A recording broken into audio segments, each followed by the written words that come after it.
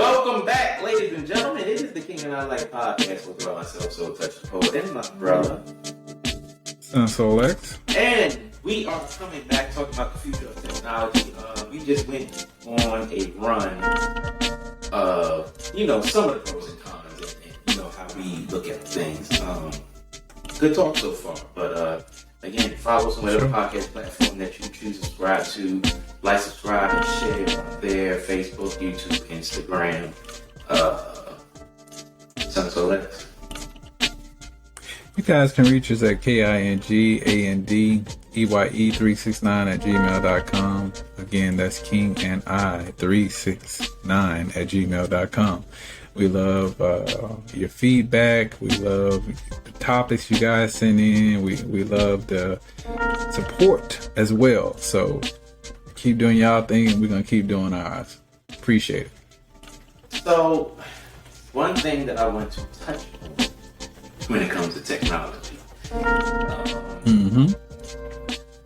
If you really, really, really look out there, a lot of people, in my experience, are resistant to the conveniences of technology. I say that because I like automation in my home. Like, I got, Alexa devices all over the place. I got smart lights and smart this and smart that. And, it has gotten to the point where I have to put signs up by my light switches. Do not touch the light switch. And with instructions on how to turn the lights on and off. People say, why are you doing that? When all you gotta do is get up and hit the light switch, blah, blah, blah. And I'm looking at it like this. That's all well and fine. But what if you're laying in the bed and you comfortable as shit? And you look across the room and the light switch is all the way over there. And you like, if I get up, it's gonna mess up my rest, I'm comfortable, blah, blah, blah. So why not just enjoy the fact that you can just say, Alexa, Google, or whatever, turn off the light. It blows my mind that people are so resistant to this type of technology. What are your thoughts on that?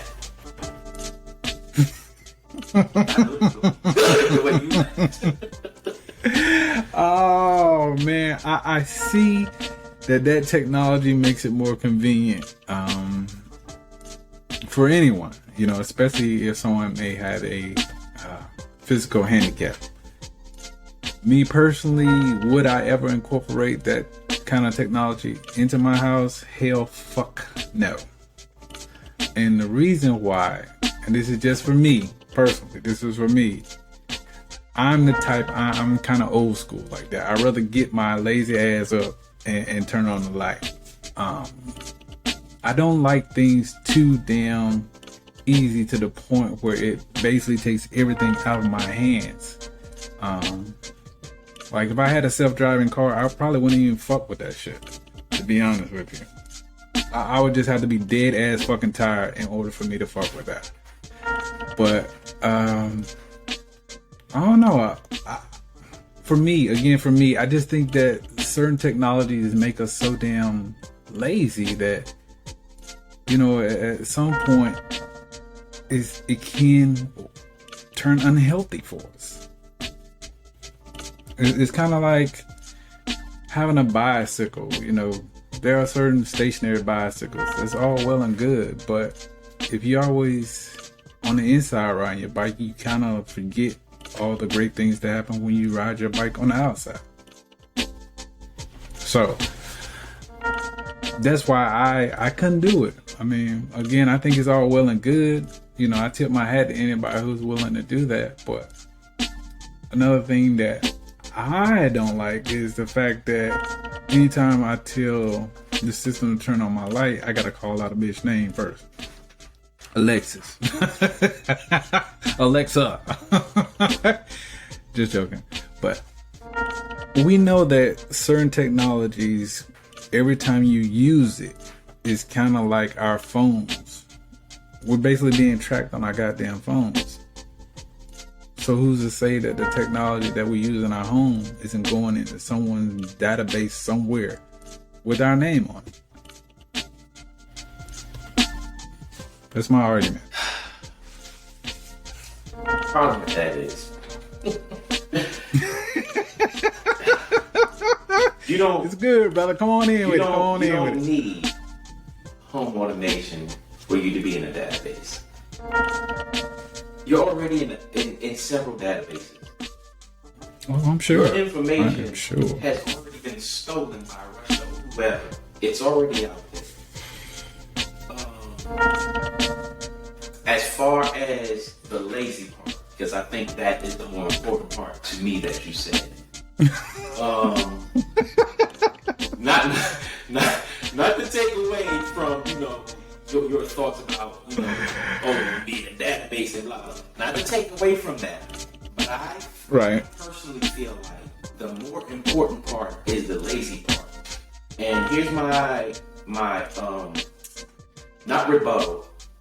Here's a caveat to that. The caveat to that is, with home automation, your home is not fully automated to where that's the only way to operate these items. For me, when I first got my first, Alexa device and light bulbs, this, that, and the other, I didn't know, or I wasn't looking at the fact that you can get light switches that operate the same way, automated, or you can use your hand. I just got the light bulb. So with the light bulbs, it's like, in either case, I can use the light switch if I so choose to. All right. But the convenience of saying, hey, turn the lights on, is lovely.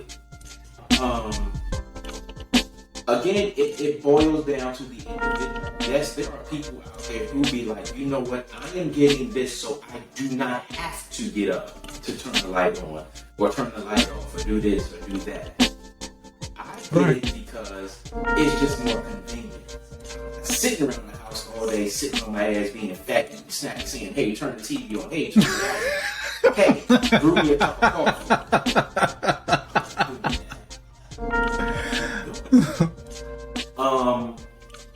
And even on those lines, the ceiling fans in my room, although they are connected to the light switch, and in addition to the light switch that's automated, I have light bulbs that are automated. So I can either use the switch to turn off all the electricity in the ceiling fans and the lights in my room, or I can just turn off the light bulb. The problem is, if I want to adjust my ceiling fan, I have to get off my ass and pull the string to adjust my ceiling fan, because I do not have ceiling fans that are automated. I just don't. I'm not going to get them. I keep my ceiling fans at a comfortable level, but if it get hot, I just get up, pull the string to change it. So when it comes to what you're saying about being lazy, it is definitely the individual. When I'm out and about, let's just say I come home and I want my lights on before I get in the house. Turn the lights on. And my lights will pop on before I get in the house. If I'm out and about and I'm in my car and I say, you know what, maybe I should turn the alarm on in the house. Hey, blah, blah, blah. Turn the alarm on. The alarm will turn on. So I personally don't look at the lazy part of it, because I know I'm not a lazy person, but I do get where you're coming from. And I also recognize the fact that there are people out there who say, oh yeah, well maybe that's a good idea. When they get it, you're like, shit, I could be fucking lazy and just say do this. So I get what you're saying. I totally get what you're saying. But the convenience factor of it is what it is for me. And the thing about all of this technology stuff is, one day, that's going to be the standard. It may be past our lifetime, but it's going to be there. I can agree with you on that. I mean, again, different strokes for different folks, and again, no offense towards people who prefer to have that type of technology in their homes. You know, like you said, it's coming, whether we're going to be a part of it or around it to, you know, its height. That's debatable. One thing I will say is this, right? And we know to a certain degree, you know, our phones and things along that line track our information or track our movements. Does anyone stop and think, why are we being tracked? Why are they, you know, recording our conversations or things along that line? Do anyone stop and think about that? I'm just under the impression of, again, what goes on in my home and what I do on the confined spaces of my home is my business. So if I have to log onto my phone and then it goes to another system and then that system sends the message to my home, or it's being recorded on that other system, why the fuck are you recording my information? Why is that so valuable to you? And that's the part that I want people to understand. Why is that so valuable to someone? There are companies who build their own or build their businesses off of extracting our personal business. And that's crazy to me. I mean, call me crazy, but for me, that makes no sense. Why are you so in depth or so curious about what the fuck I'm doing in my life if my life has no bearing on you and what you're doing? So when it comes down to technology, again, I have no problem with technology. I think it's a wonderful thing. Hell, you can't stop it.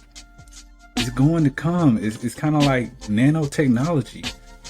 If anyone knows anything about nanotechnology and the strides they've made with that technology, boy, look into nanotechnology. That shit has come a long freaking way. Like, when you, I'll be quiet, but technology is going to keep rolling, kind of like the earth is going to keep spinning. There's no stopping it. But I think we as human beings, we have to make the choice. How far are we willing as individuals to let technology be a part of our lives? I don't think there's anything wrong with those who don't want to be a part of the new wave. They just used to the old wave. That's all I'm saying.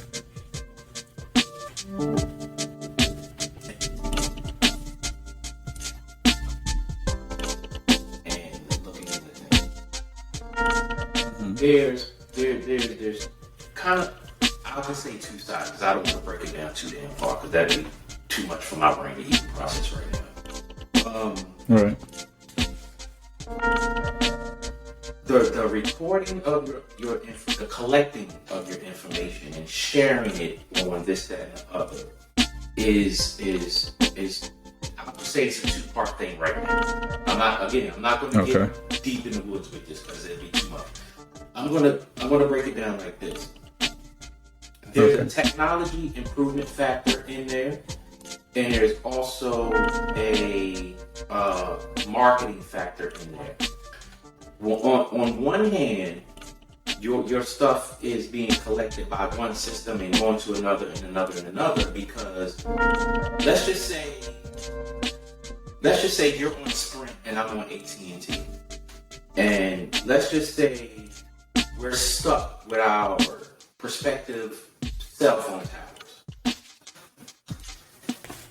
You have Sprint and you can only communicate with Sprint towers, which would mean that my AT&T towers and your Sprint towers would have a difficulty talking to each other. So now they have to devise a way for your data to be compatible with my data. So that's why you have cell phone towers with several different companies, that Sprint, T-Mobile, AT&T, whatever, because they have to share this, and the data has to cross with each other. as far as email, it'll jump from my house to a server in North Dakota, or whichever server will get it to you faster. So you have to factor in that as far as data collection. Again, I'm not going to get into the government aspect of it because that's just too much. Right. Marketing. If you remember back in the day, on the TV, 1-800 this and 1-800 that, and you had door-to-door salesmen bringing you stuff and you filling out your information and this, that, and the other. And they take it back to their company and then they send you stuff in mail and blah, blah, blah. You remember how we used to bitch, whine, and complain about junk mail? And then you also have to remember that we used to always bitch, whine, and complain about these random damn phone calls. Well, how the heck did you get my damn phone number? And then you have to think, I filled out this paper, or I called this place, or I went into this store and applied for a card, and this, that, and the other. So what they're doing is they're taking your information that you said I'm only going to Sears for. Sears has sold it to this company for X amount of dollars, improving their bottom line. And then this company is selling it to other companies to improve their bottom line so they can market stuff to you in order to entice you to buy it. Now, with the advent of technology, because I used to always wonder, well, if I'm on goddamn Google looking at a fast car, how come when I get on Facebook, I'm seeing ads for this car? Because they have found a way to market things to you, which is cheaper for them. So that's why they're collecting this information. They're collecting this information because they see what you like. They see what you're interested in. They see what you did a web search for. So now they're going to say, okay, he likes this, and this. So every time he goes online, we're going to push an ad to this and an ad for that. Or he downloaded this app. Or he did this. And he was looking at this for so long. So we're going to market ads that are related to what you're looking for. That's why they're collecting this data. Again, I'm not going to go into the government side of it because that is too damn much. Too much. But as far as the advancement of technology, this is why they're collecting data. I get that. But on the flip side of that, it's too deep, man. It's too deep, y'all. It's one of two things. Either you accept it or you just get off the grid. Pretty much that's what it is. But it's kind of like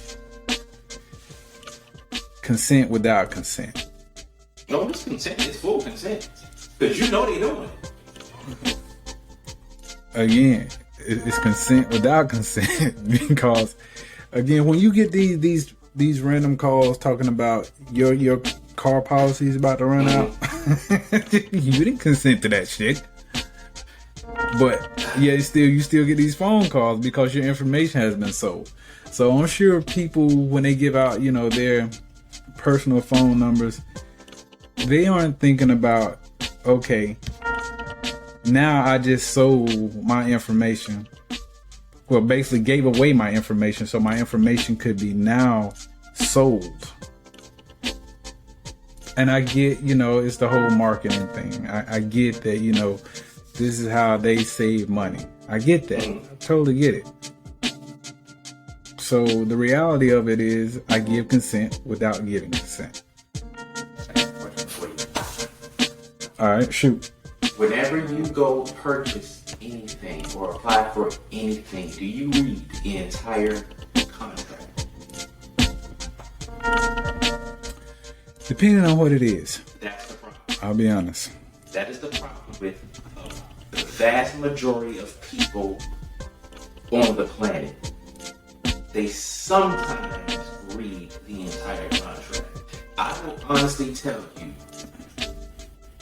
every time that I purchased a car, the only thing I looked at was the numbers, or anything in bold letters, or anything that the finance manager pointed out to me.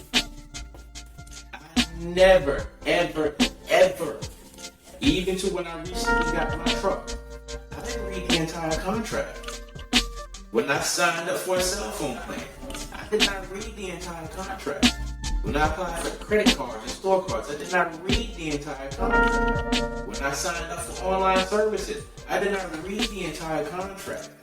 So when you say consent without consent, no, it's consent. Because if you take, here's the thing with these contracts. They're so damn long. You sitting there like, I'm not reading all this shit. It's by design, though. It's not. It's by design, but we have to be disciplined, and we have to take ownership of the fact that we decided not to invest the time into reading every single word. We've also, because it's by design that they're trying to get you in and out the door. That's by design, but it's on the individual to be like, I have as much time as I want to read through this contract. And if they're rushing me by design, I can be like, thank you for your business, but I'm not fulfilling this deal because you're rushing me and I'm going to go take my business elsewhere. So my point is, with technology, if we try to exclude the human factor, we find everybody else to blame. But it's on us, the consumer of everything. Because I guarantee you, that one time that you didn't read that one contract that say, we sell your information to third parties. If you don't take the time to read that, and now you're getting phone calls about your car warranty and this, that, and other, it's like, what the fuck am I getting this? Did you read the entire contract of what you purchased previously? I will say this. When I say I read some of it, but not all of it, when it comes to major things, meaning when I bought my house, I read the whole entire fucking contract. If you want to believe that or not, but I did. And my wife was sitting over there like, are you really going to read everything? I'm like, hell fuck yes. And when it comes down to cars, I do take my time on that. That's why I don't buy cars often. Like every time you update your phone, I mean, how many times you get that notice it's time to update your system or whatever the case may be. Now, will I say I read that shit every single time? Hell no. Because it's more of the same. We all know that. Few things may have been twerked and changed and all that. But when I go to the doctor's office, do I read all of what it is that I'm signing? Hell yes. I read all that shit. And if I have a fucking question, you goddamn sure better believe I'm finna ask that question. But again, the point that I'm making here is when it comes down to major things, I read the whole entire freaking thing. And it's kind of funny because I remember being in school and our teacher was always telling us, you know, read the information before you answer the question or read the entire thing. And it's kind of like we're at a place in society now where all that is basically out of the window. Because we're in such a rush to get to whatever it is we're trying to get to. But I will say it is important, very important, to read whatever it is that you're signing. Now, do that mean every time? Yes, it does. That's up to the individual. It's up to the individual because no, because some people don't do it. They're not willing to do it. They just, you know, where do I sign at? Motherfucker, where's the X? That's what they're looking for. Just let me sign and be on my way. And that's the problem. And that is the problem. But of course, people, we're talking about technology here. We kind of gotten off subject there a little bit, but I don't think we really got off the subject. a little bit. No, because Just a look at little it like this. Look at it like this. All right. To credit what you were saying, we get all this stuff in the mail that, well, shit, I didn't sign for, but you actually did because you're using technology for all of this stuff. Like, again, like, you know, home automation and your cell phone and this, that, and the other. The stuff that you're talking about, it's like, well, where did this come from? And why this and why that? It's because, hey, technology has advanced where it's like, all right, we're going to do this, we're going to do that, we're going to do that. Thank you. So that's what it is. I get what you're saying. I will say this for people who you know don't want to adapt to new technology. I totally understand it. I feel your sentiments.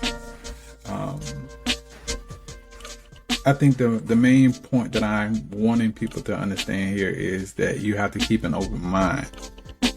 That don't necessarily have to mean you agree with it. That don't necessarily mean you have to take part in it. But it's there if you want to use it. Again, going back to the scenario about the lights, where you can just call out Alexa's name and bam, your light's on. It's a good thing in regards of I don't have to get up. I can just speak out. But it's also a bad thing when you get to a point where I'm so lazy that, you know, the hell with trying to get up and turn on a light switch. Only thing I have to do is just lay here because I can lay here. And, you know, I can, you know, push a button and my corn chips pop out automatically. And I can have a sandwich brought to me by an automated robot. Instead of getting up and fixing my own damn sandwich. But I think technology is a good thing overall. It just, we have to be wise about how we use it. That's all. Yeah, that's the bottom line. Yeah, I mean, I totally get what you're saying, where you're coming from, but you know, with technology, with everything, as long as you're responsible about it, use it wisely and take the time to really look into it, then you be more informed. It may not take away the apprehension that a lot of people have, but again, if you use it wisely, you'll be more informed and enjoy it better. The one thing that I was gonna say was when we I lost it. Oh man, I lost it. But I mean, at the end of the day, it's just a matter of being responsible with technology. And that's the problem. For sure. I think that's over. Yeah. I mean, one of the good ways that technology helps us is we live in 2 different states. Yeah. So we're able to log on to this system and have these conversations and have this podcast. So technology, again, is not a bad thing. It's just, again, being wise with how we use it. That's all. Yeah, that's it. That's a pretty good conversation, though. For sure. Iron sharpens iron, as they say. So with that being said, we want to thank you guys for tuning in to the King and I Life podcast. My name is Sun Soul Lex, and this is my brother. Soul Clutcher the Poet in the house. And you guys can reach us at KINGANDEYE369@gmail.com. Again, that's KingandI369@gmail.com. You can find us on all of your major podcast platforms. You can find us on Facebook, Twitter, Instagram. We out here, man. We out here. Yeah, definitely hit us up on the email, KINI369@gmail.com. That's KINGANDEYE369@gmail.com. Shoot us an email for your comments, suggestions, if you want to be a guest on the show, all the good stuff, we'll definitely take your help. For sure. Until next time. Until next time.